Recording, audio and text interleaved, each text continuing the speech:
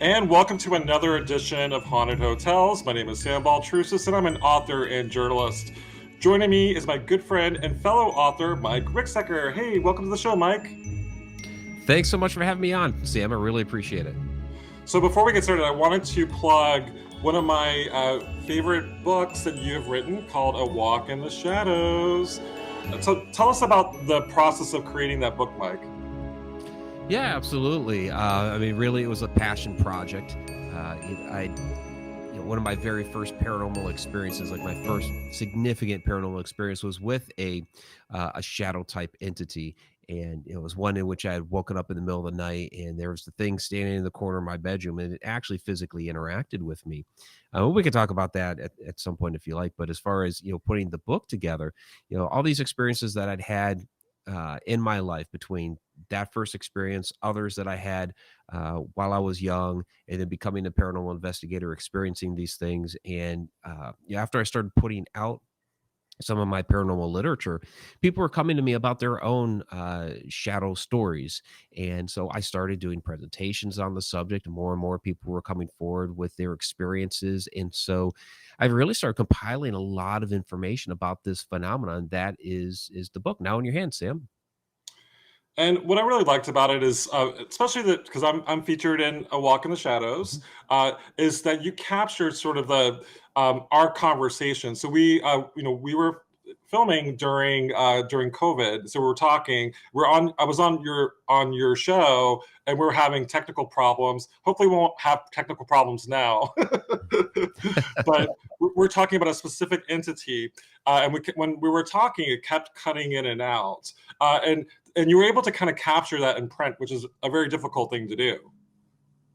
Yeah, it was quite interesting how, as you would tell the story, and it's about these hat wearing shadow entities, that all of a sudden your story would cut out. Now it happened to us on the Edge of the Rabbit Hole show, and so we captured that, and I replayed that when I was interviewing you for the Shadow Dimension docuseries. The exact same thing happened again, and yeah, it is difficult to put that into a book. It's basically a transcript, but so I appreciate the compliment, and I think it came across pretty well what exactly was going on there. How you felt that anytime you told the story, you would have this entity would interfere with that, and so yeah, it's absolutely fascinating what this phenomenon can do. And also the video that we shot was in your docu series, and it's nice to see. I watched the entire docu series, and now it's on Tubi. So how did that process of creating the docu series? Yeah, that was a really interesting process. So when I first started putting together everything for the docuseries, the intention was originally for me to put it up on Amazon. And as I was getting close to being finished with the completion of editing and everything that goes into post production, I had found out that Amazon had changed their rules about submitting content to there. And they basically, at that point, had put a stop on everything. I guess they've opened it up a little bit since then, but they had basically stopped any independent documentaries from being submitted to them. So I had to find some other means. So I started, looking around for some sort of distribution, and who I ended up finding was Film Hub, thanks to my good friend Darcy Weir, who's also a independent filmmaker. And in fact, I'm going to be featured in his upcoming documentary on the Men in Black, which is absolutely fascinating. But so yeah, he contacted me or connected me with the guys at Film Hub, and we had some back and forth, submitted it to them, and they have a lot of different platforms that they can pitch to and get that put up on there. And one of those ended up being Tubi, which is fantastic. So speaking of the docu series, so I'm in the first episode, but it's this whole journey of talking to various people about their experiences with shadow people. My experience, of course, was working at the overnight shift at a hotel in Salem, Massachusetts. And so tell us about like sort of like the process and the journey that we take by watching the docu series. Yeah, absolutely. There were some specific people that I absolutely wanted to get involved with it. Sam, your story was fascinating. I definitely wanted you to tell that story.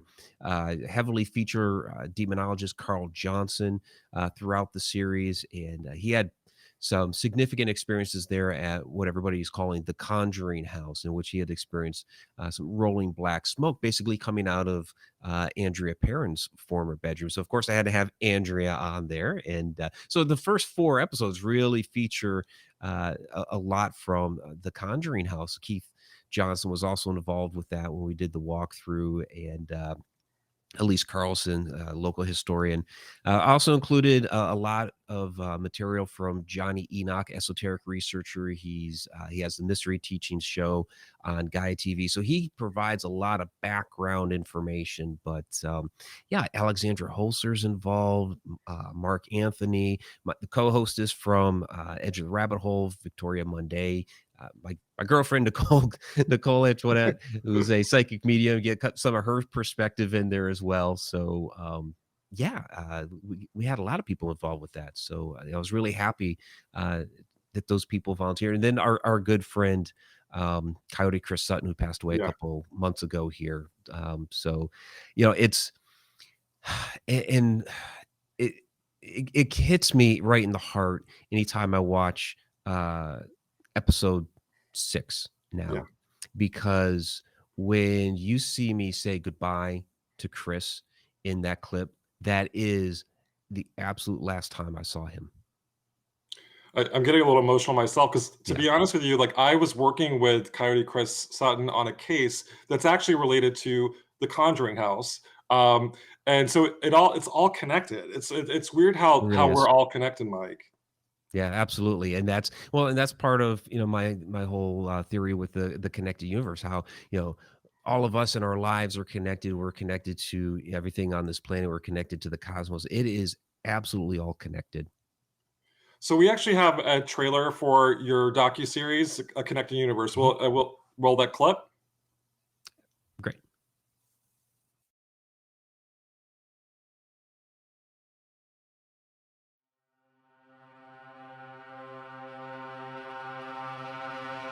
There's a kind of a hallway connecting the bedrooms.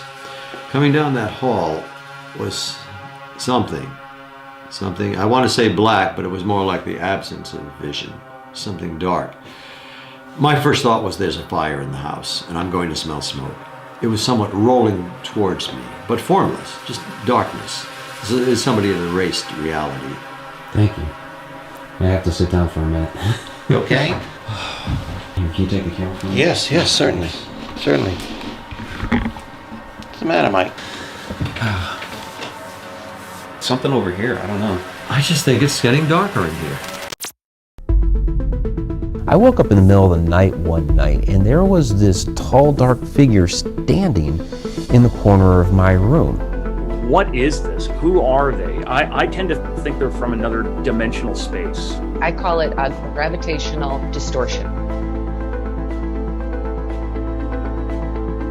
Nope, look at that. Whoa! Pointing right at the hole. It's all right over here. That's right. This is where the energy is. I think this is kind of an opening to another reality. So you can see all these connections that are interwoven. I have frequently described as a portal cleverly disguised as a farmhouse.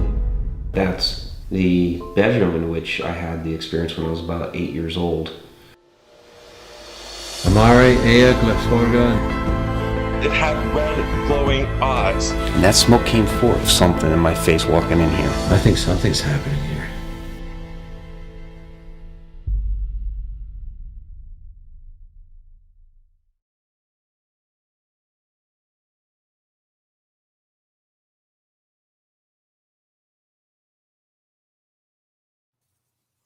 So, like, I got chills watching the the trailer for the Shadow Dimension docu series, and also like looking at it with the idea that we are connected, and Mhm. all our stories are connected. Like all the people that are featured in that trailer, I know these people, and so it's weird how we all kind of somehow indirectly have started, I guess, kind of put together somehow.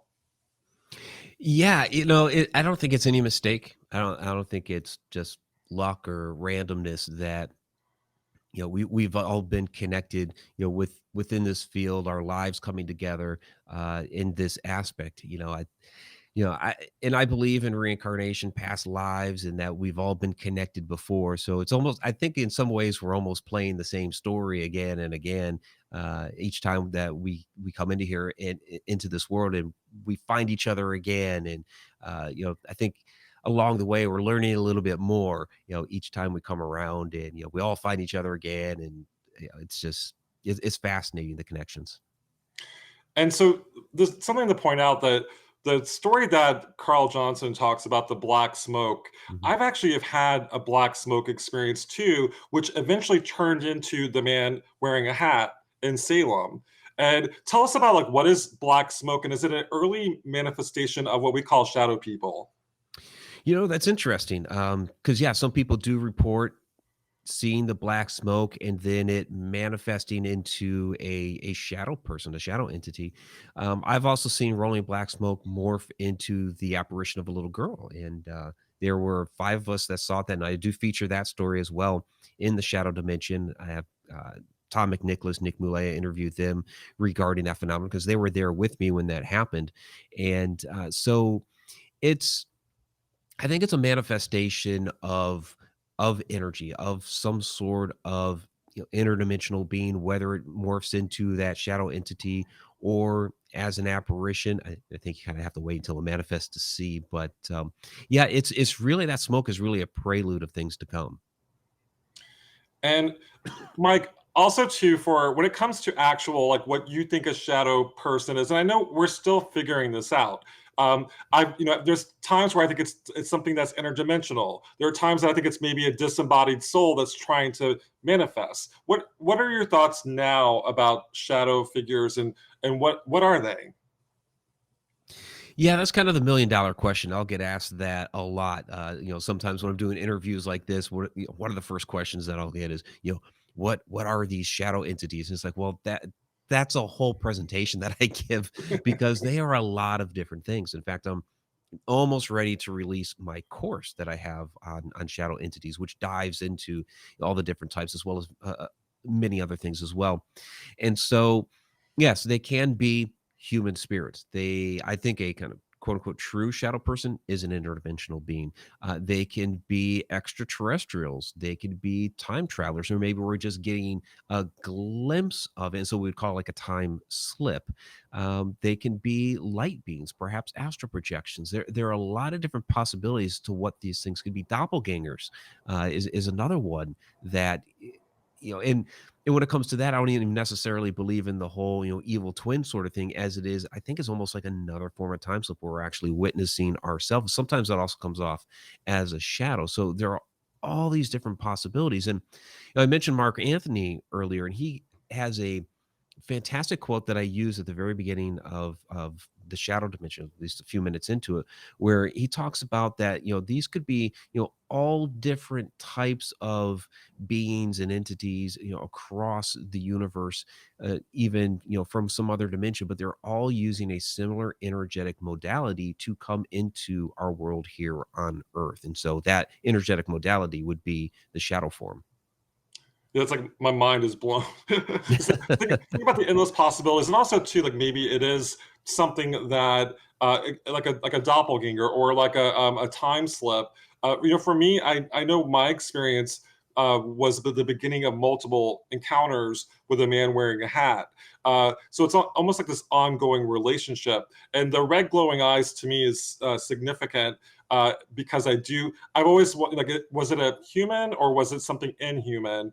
And I will say that I felt terrified, but I felt like it was feeding off of my fear. So if I do encounter it again, which I haven't actually have experienced it in about a year, but it was commonplace when I worked in Salem, Massachusetts, and it seems to be only in Salem. It's not anywhere else, which is also kind of interesting for me as well.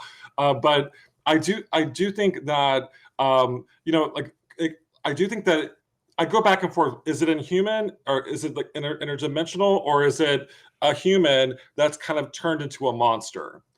So one of those things Right. I still debate. Yeah, and that's a healthy debate to have because we had that exact question on a case. It was over 10 years ago now. This is when I first met Carl. um, and on that particular case, it was featured on Animal Planet's The Haunted. The episode was The Monster in the Closet. And with that particular case, similar to yours, it had the red glowing eyes. It did not have the hat, but it did have the red glowing eyes. And this thing would consistently appear in the closet of the adult daughter of the house and would terrorize her, terrorize the cat. Other members of the household saw the thing. And we were brought in to investigate that. The show shows us investigating like one time and then we suddenly called out Carl, but of course that's not what really happened. We were out there many times over several months investigating this, and that was initially the question. Okay, what exactly are we dealing with here? There was some tragic history to the house. There was at least one confirmed suicide in the house, right in that bedroom. The original homeowner's father had taken his life there.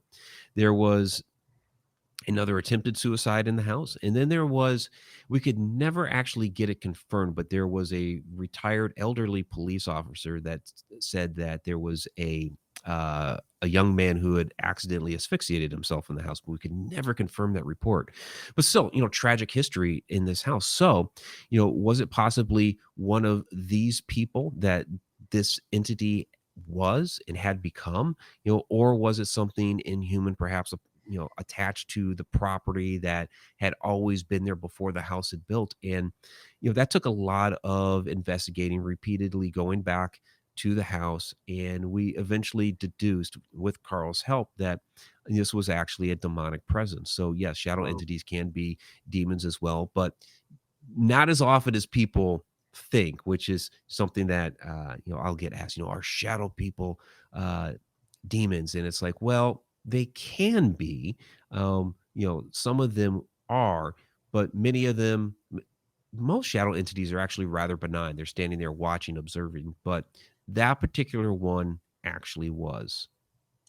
Yeah, that's one of the things that I mean, I'm knock on wood. I mean, I strongly, I'm in a school that is very rare for something to be the demonic.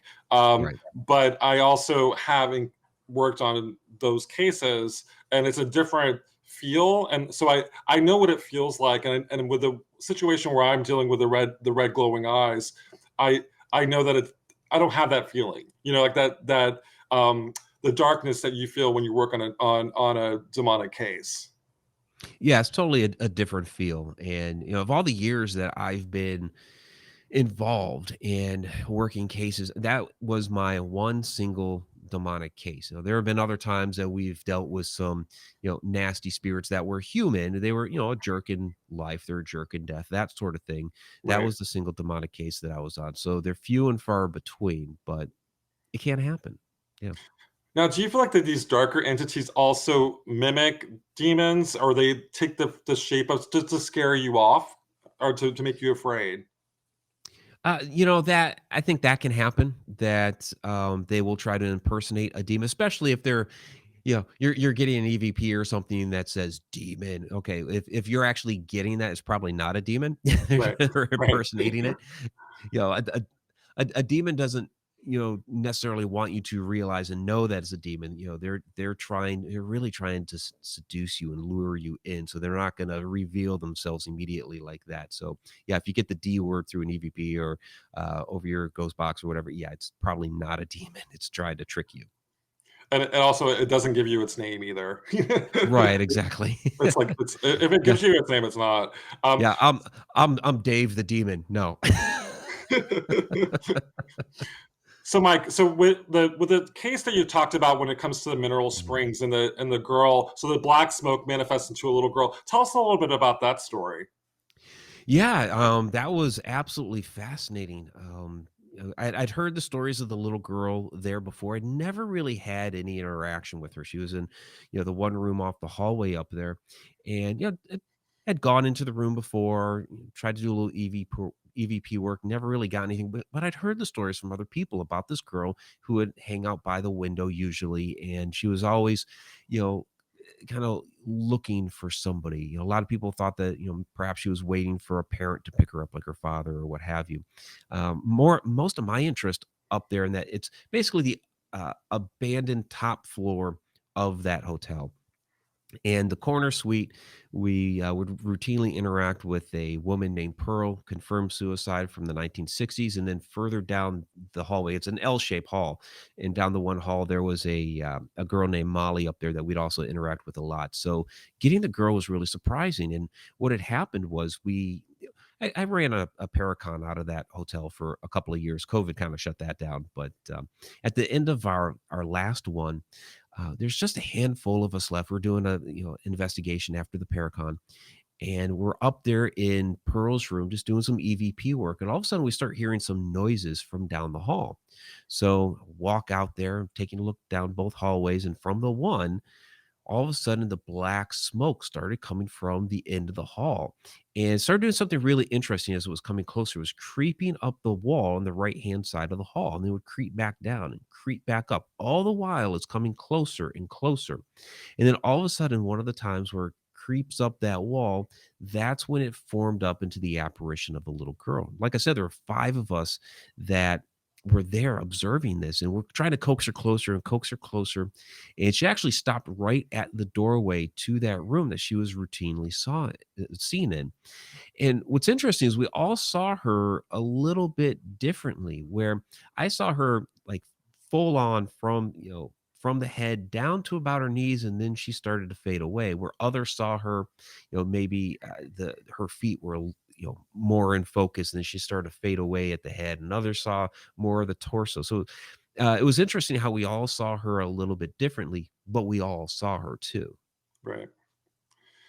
And with that said, with the little girl, so you know that the girl has been spotted by multiple people and spotted by multiple people in your group, but do you think that she actually is a little girl, or maybe she's something else taking the shape of a girl? I think she's a little girl. Okay. I've Coyote Chris, who we talked about earlier, he's one that has seen her up there before, has worked with her, has interacted with her. So he's one that is, it's a girl. Right. My good friend, psychic medium Rob Guttrow's been up there. He's also sensed the presence of the little girl up there. So and I trust both those men with my life. So that's good enough for me. Yeah, yeah, yeah. I have seen entities take the shape of children before, Mhm. but it's as long as you get the validation and confirmation by multiple psychic mediums, I would definitely go with them. Yeah, absolutely. And that can happen where you will have an entity, try to trick you like that. But it's not the case with this little girl. So this is Haunted Hotels with Sam Baltrusis. So we like to talk about other haunted hotels. So what are some other haunted hotels that you have been to? An interesting one, before I, became heavily involved in paranormal investigations, it was really kind of ironic timing because it was just after this happened that I was asked to write the book Ghosts of Maryland. I was on a business trip out in Salt Lake City, staying at the Perry Hotel, and there were multiple pieces of jewelry that were destroyed. So and they're both rings. It was a ring that I had, and then a coworker's wedding ring. He was staying in the room above, and so the one morning we had each woken up, and my ring had stones that had been broken, chipped out of the actual ring itself, where the band on it was all bent and distorted. And Wow. so we went downstairs because we're talking, we're like, what in the world happened? It kind of clicked almost immediately, like, was this some sort of spirit or entity that had done this? And so we asked the front desk, Is this place haunted?" And they confirmed, yeah, it's pretty haunted. Usually it's the elevator there that people report the hauntings at the Peary Hotel. And there's one and I can't remember the story just offhand, but there's another one of the wings that routinely uh sees an apparition. But it was just bizarre how something there had damaged a ring that each of us had put down onto. I think I put mine on the vanity, and he had put his on the nightstand, but two different rooms, and the same night, and there you go. I actually had something similar happen, not at that hotel, but I was at the Captain Grant's Inn in Connecticut, and I set up like a protection ring. So I had something that was made out of like a protection stone, and that went missing throughout the night. And also, my shoe went missing, and apparently, the child spirit at the Captain Grant's Inn hides things. Like she'll take them and she'll put them in a closet. And so I ended up like leaving the inn without my shoe. And the owner, Ted, he was like, Sam, like I found your shoe. And I'm like, where was it? He was like, oh, it was in a closet. And I'm like, apparently the spirit likes to do that. So that do you know like what would like cause was it something tied to rings specifically at the hotel in Salt Lake? Well, that's something I would love to go back and research. I've not been back to Salt Lake City since then. My initial gut feeling is that it was a woman who Mhm. was apparently upset and distraught, not really sure why.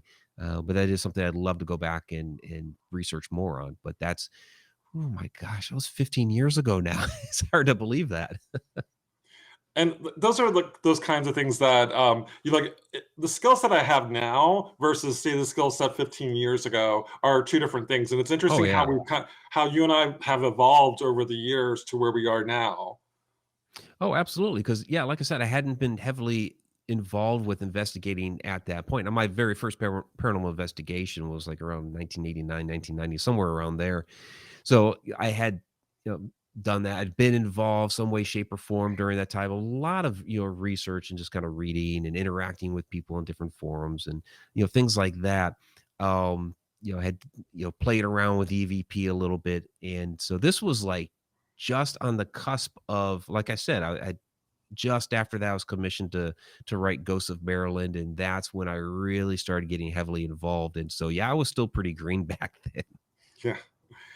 So, Mike, you also have been sort of like the go-to person when it comes to Alaska. And tell us about your whole backstory in Alaska and sort of the different programs that you've worked on. Sure, absolutely. Yeah, I just released the book Alaska's Mysterious Triangle, and that was really inspired by being involved with the show The Alaska Triangle, which is running right now on the Travel Channel, streaming on Discovery Plus. The season finale for season 2 is this coming Friday. So, yeah, they had reached out to me and contacted me actually about a video that I had put out there about investigating portal activity. And when we had the interview about that, they started asking me what I might know about Alaska. And so I immediately jumped to the Alaska Triangle because I'd been stationed up there for 3 years back in the early to mid 90s, 1992, 1995. And I'd heard about a lot of the legends and lore while I was up there. And so it just immediately clicked. Okay, we're going to get this guy involved with the show. But yeah, I had those. Now, again, it was very early. I'd had the little investigation, and was interested in all things paranormal. I had experiences when I was younger. You want to talk about green? I was a young airman, and in Alaska, I mean, you can get lonely up there. And I was 4,000 miles from home, very homesick. I was 18 years old. Yeah. And they'll tell you that, you'll either, while you're up there, you'll either get married, have children, get divorced, or do all three. And I did two of the three while I was up there. Got married and started having kids at that young of an age. So my focus wasn't on things paranormal, but things happened. I was, so 2 of the 3 years that I was up there, I was in the basically the basement of the command building, the Alcom Alaskan Command Building, working in it was a division called WMCS, WMCCS, Worldwide Command Control Systems, which later turned to Global Command Control Systems. So basically, I'm a computer guy, but being in that basement, we saw all kinds of strange things down there. A lot of shadow activity uh, within that complex. So we would see some over by the server racks and all that. Most of it would happen in the back office area, which had a really, really creepy vibe to it. And we'd kind of whisper about it and talk about it. There were legends that the building had once been a hospital and that we were actually uh, stationed in the morgue, and that where we had our server racks and the patch panels and all that was where the coolers had been, which that story was a fabrication.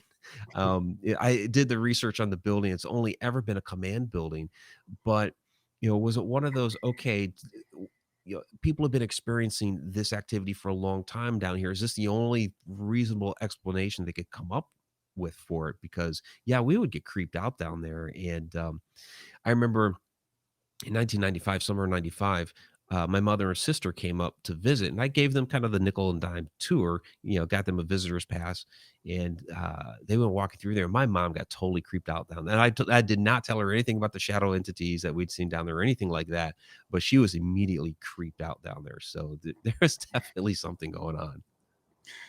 Now, like when it comes to Alaska, there's also they have a few hotels, mainly because it's just Mhm. Alaska's just kind of creepy. Kind of like Maine. Maine's creepy too. Like, have you been to any haunted hotels in Alaska? Um, yeah, I have been. Now, since I was stationed up there, I wasn't really hanging out at a lot of hotels, but Right. um, yeah, when I was up there for filming, I was walking around downtown Anchorage, and they have the historic Anchorage Hotel, which actually was just featured on a recent episode here of the television show. They didn't film that for season one; they did for season two. And that building, has some. It's one of the oldest buildings in downtown Anchorage. A lot of buildings were uh, heavily damaged or destroyed by the earthquake in the 1960s, which was the largest uh, earthquake on record for North America, second largest in the world that we have on record. And a lot of strange history. So, there was a police officer who was found dead, shot with his own gun right outside the hotel. They routinely see a woman there. Sometimes they see her as a shadow. Sometimes they see her as an apparition. But one of those where she had committed suicide because her.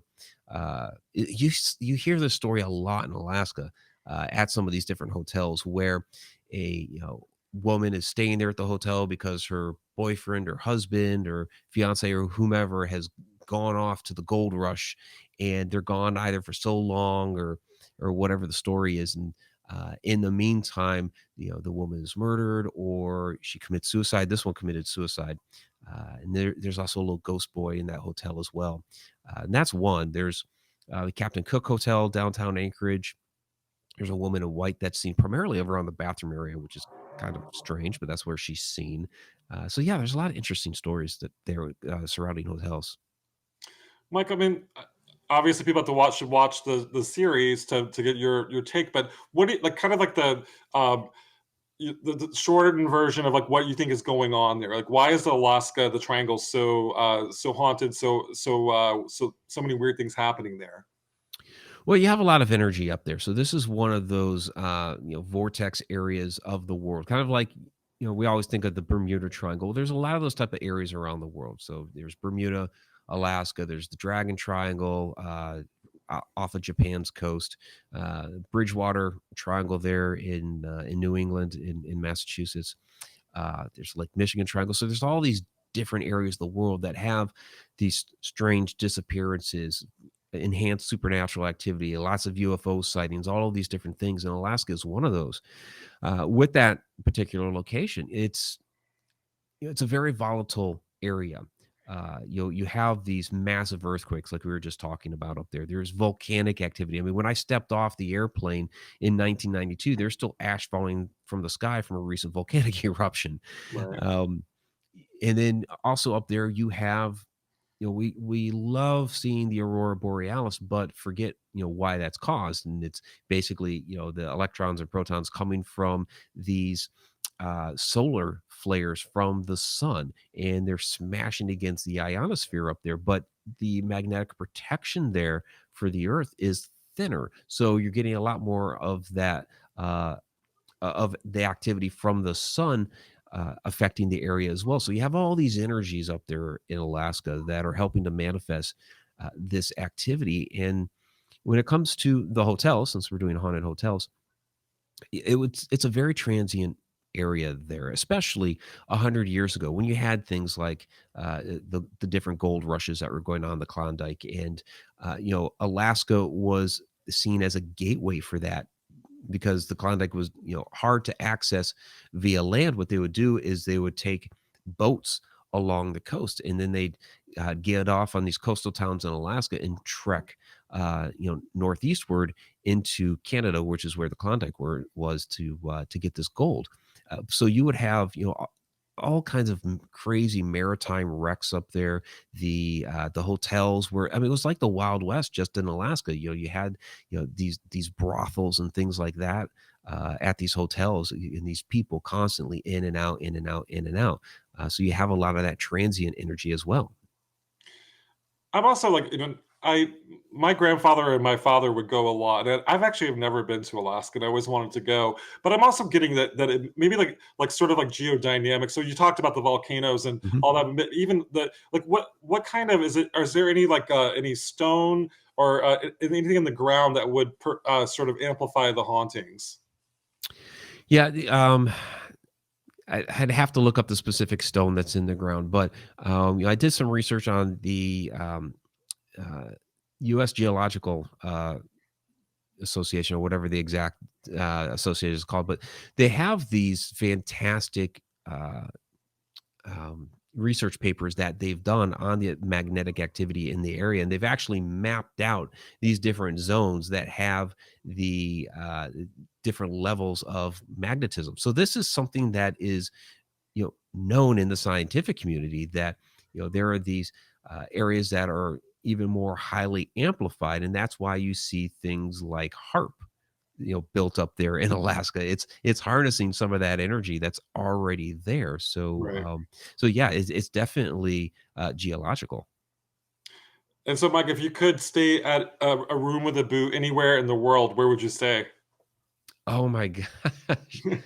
um well, I mean, bucket list item is the Stanley. Right. So yeah, I still have not yet been there, but that is definitely on my list. Yeah, the Stanley actually has, so a lot of people, there's a lot of misconceptions associated with the Stanley, and my little brother lives in Denver, and so I went to visit, and to me the hauntings there are happy hauntings. So and also too, like speaking of the geodynamics, like there's a lot of limestone and a lot of Yeah. stone beneath the Stanley that I feel like kind of, it sort of like captures the residual hauntings. So it almost preserves the hauntings there. So I think it's mainly residual in nature, and a lot of it's positive and not negative.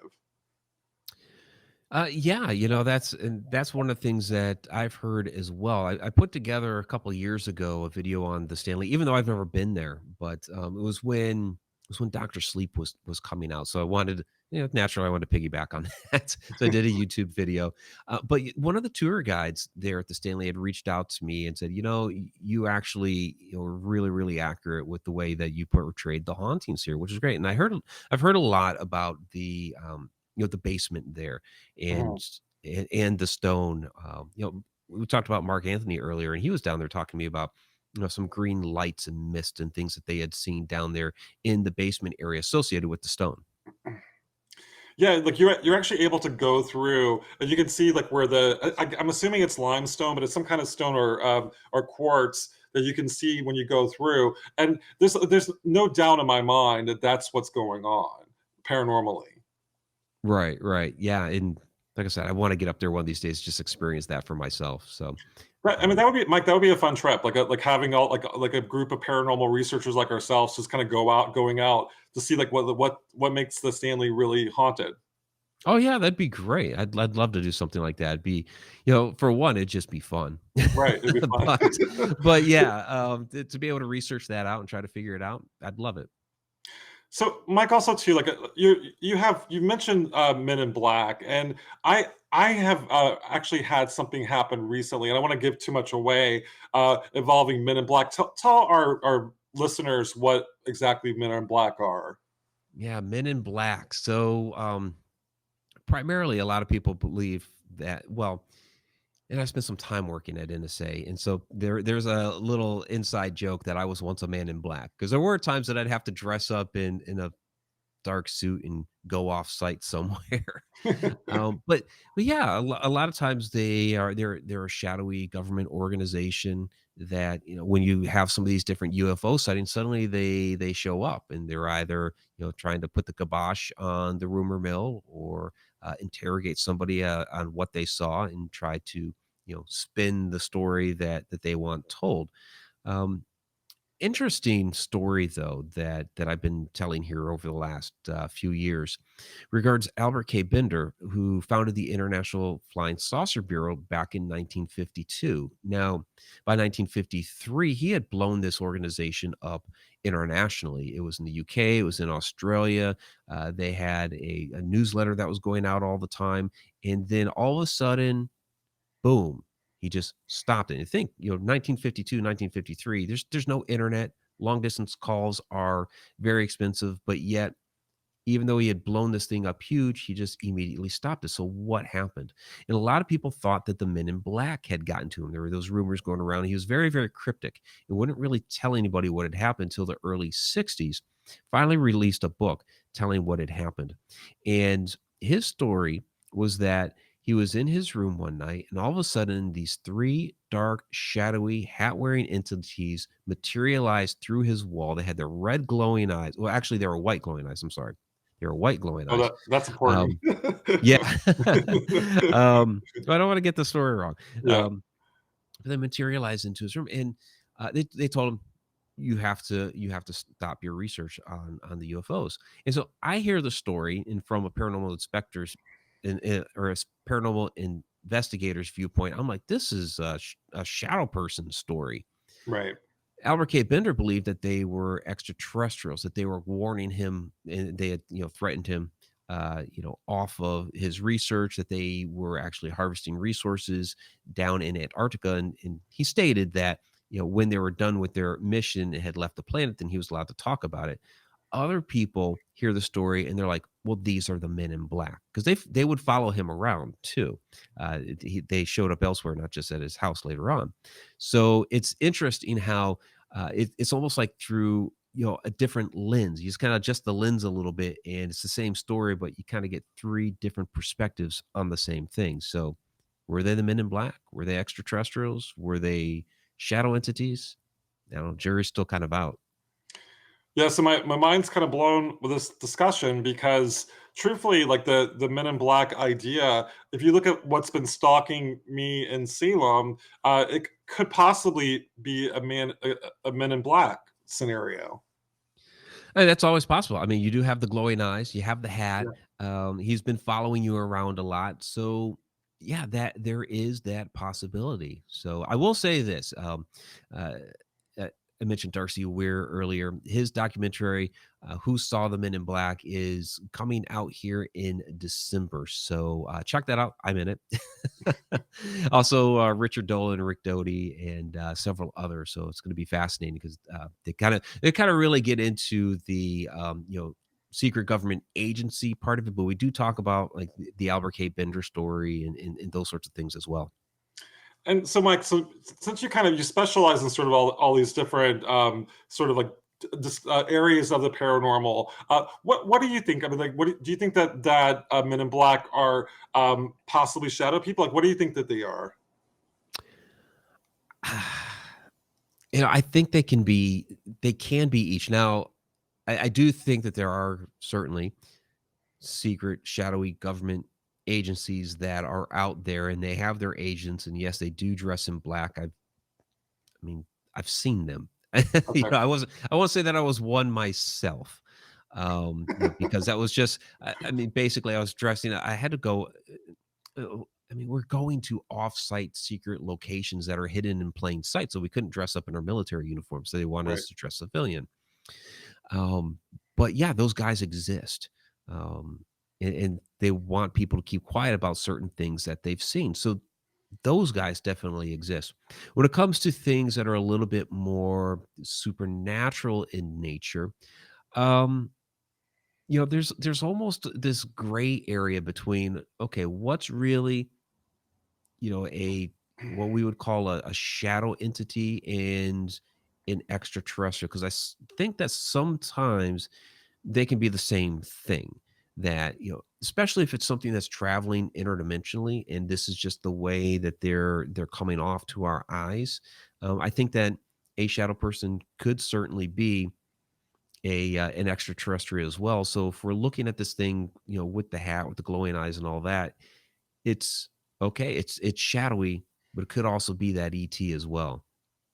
So I worked on a project, and I can't give too much away about the project, Mike, but I will say that I had an experience with what I believe is like a triangular-like shape aircraft, and it was flying right above us. I also saw what looked like kind of like sort of like a force field, and something came through like a portal, like a doorway, something coming through, and this thing was a man in black wearing a hat. And I'm giving away sort of like what I experienced that for this project that I was working on. But based on like that description, Mike, like are there other stories out there that are similar? Yeah, you'll get some stories like that where, the entity that shows up, that almost sounds like an ET experience, but the entity that shows up happens to be, the hat wearing individual. And so yeah, but it also, you also have to ask yourself, okay, what is this craft that I'm looking at? Is this, I mean, there's also the idea that a lot of these things that we're seeing and witnessing are actually ourselves from another point in time. Right. Would that craft possibly be a time machine, and you're actually seeing somebody from the future? There's that on the table too. Yeah, it was one of the situations where it was almost like too perfect to be. I'm like the universe set it up or something, and it happened. And I'm like, I'm terrified of ETs, and the idea of experiencing ETs. And of course, I'm going to, of course, see them, when I'm out in the field. But Right. I want to believe that what I was experiencing was paranormal, like it was an entity as opposed to an extraterrestrial, because I can handle that. Yeah, but they're all related. We talked I earlier about know, everything being yeah, connected, I so know. So it's a they're all connected connected. paranormal Yeah, universe too. absolutely. Well, so Mike, what's next for you? You mentioned the documentary, and I will say, like when you did the docu series, I think you're onto something with that. I mean, are you doing more of the docu series in the future? I am. Yeah, I started filming part two this year. So I can tell you that will feature some footage from the Hinsdale house. It will also feature some footage from Egypt. So when I was out in Egypt earlier this year, I was doing some filming for season two. So still in the very, very early stages of getting all that material together, but there will be a season two. I cannot tell you when it's going to be released. Have a lot going on behind the scenes with the Connected Universe portal. So I have more courses that are going to be live and going up there in the future. One of those, the long-awaited Shadow Entities course, but that is coming. But the Egypt course is up there right now, so people can dive into that. And so, Mike, speaking of Egypt, in your book, you do kind of go into different cultures and sort of the experience Mhm. of shadow people. Like, tell us a little bit about Egypt's backstory with shadow entities. Yeah, shadow entities have been with us, throughout all of our world history. They were reported there in ancient Sumer. When I mentioned them in ancient Egypt, it's from the perspective of the ancient Egyptians believing in 7 different parts of the soul, and one of those was the kabit, or the shadow. And so, basically, what they believed in was that there were 5 different. They had 7 different parts of the soul. 5 of them would go off to the constellation of Orion at death. 2 parts of the soul, however, the Ka, which was the animating part of the soul, and the shadow, the Kabit, would stay here on Earth to roam around. The Ka would eventually go off, but the Kabit, the shadow, would still be lurking around here. And there's some interesting there's an interesting frieze at the tomb of Renifer at the Theban necropolis, where you actually see the picture of the shadow standing there in front of the tomb, basically, I'm here. I'm staying, by the tomb and on Earth while you see the bobbirds taking flight to Orion. So it's very fascinating. That just gave me the chills, Mike, because I've actually so looking into the idea of sort of like splinter shadow parts of spirits. So some of the things that I've encountered, for example, the Lizzie Borden bed and breakfast in Fall River, I believe what's there. It's not my distant cousin Lizzie Borden. It's a sort of a splinter self. And Mhm. and have you experienced that sort of like splinter parts of different people? So maybe the core of them passed on to the fifth dimension or to heaven, but the shadow aspect is still lingering at the location.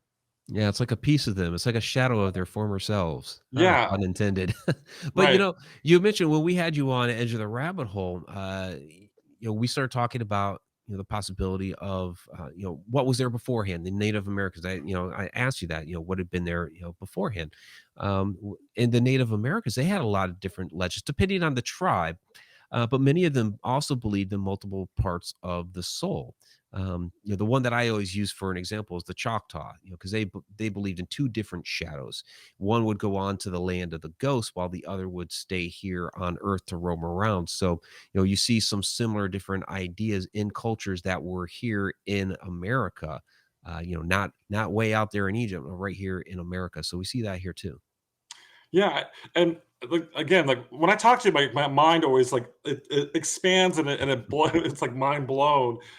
Because that's kind of I'm going in that direction too as a paranormal researcher, but you have that sort of the Egyptian backstory, and the idea that this is not new, it's something that's been around for thousands of years.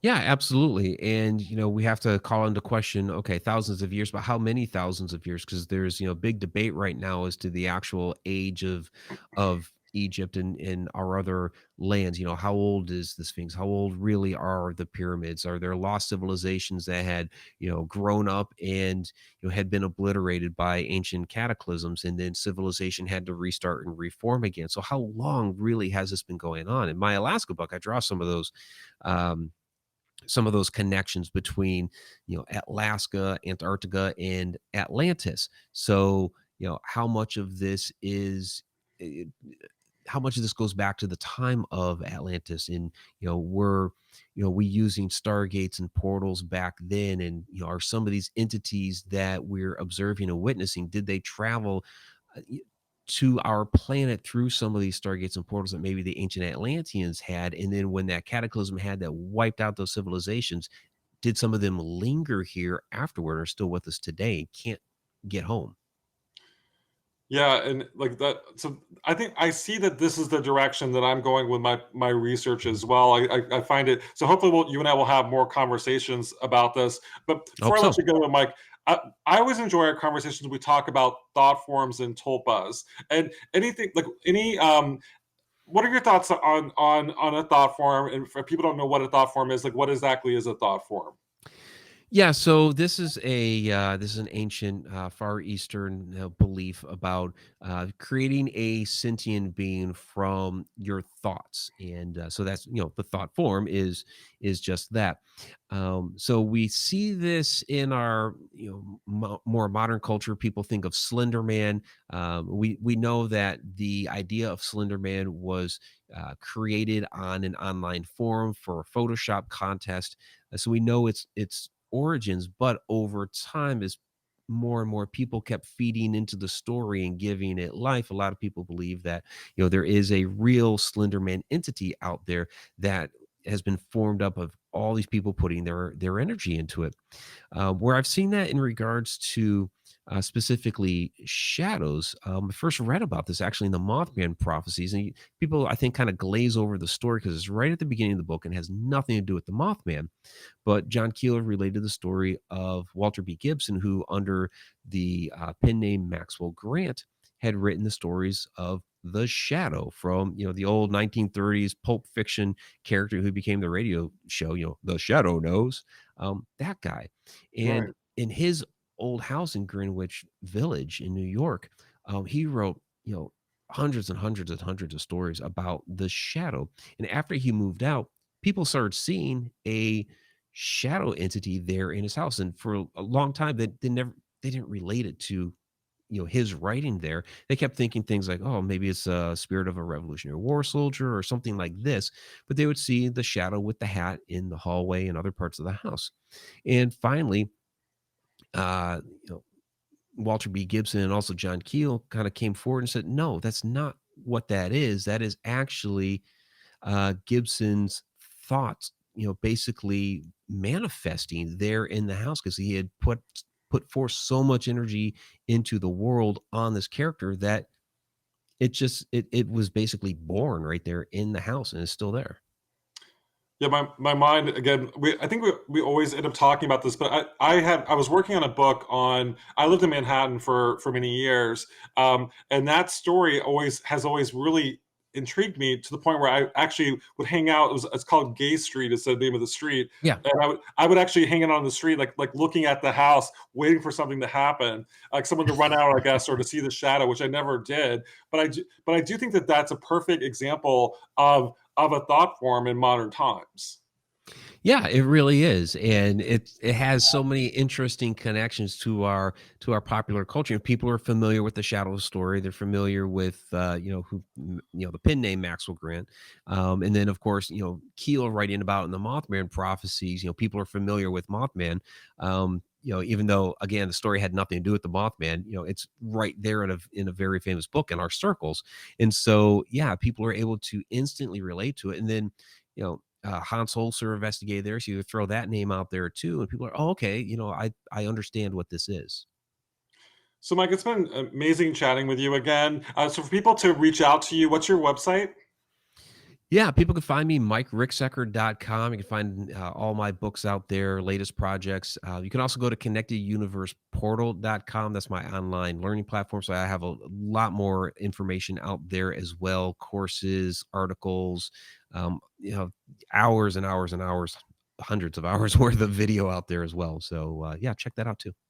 And also for the docu-series, for those who are not able to watch it on Amazon, it's now on Tubi. And you could type in the Shadow Dimension. Is that how they get access to it on Tubi? Yeah, you could just type in Shadow Dimension on tubitv.com, or if you have the app or it's on your smart TV, you could also go to shadowdimension.com, and I have the link right there to it. Awesome. Well, Mike Ricksecker, it was a pleasure chatting with you, and thanks for checking in with Haunted Hotels with Sam Baltrusis. Thanks again, Sam. Appreciate it. Thank you.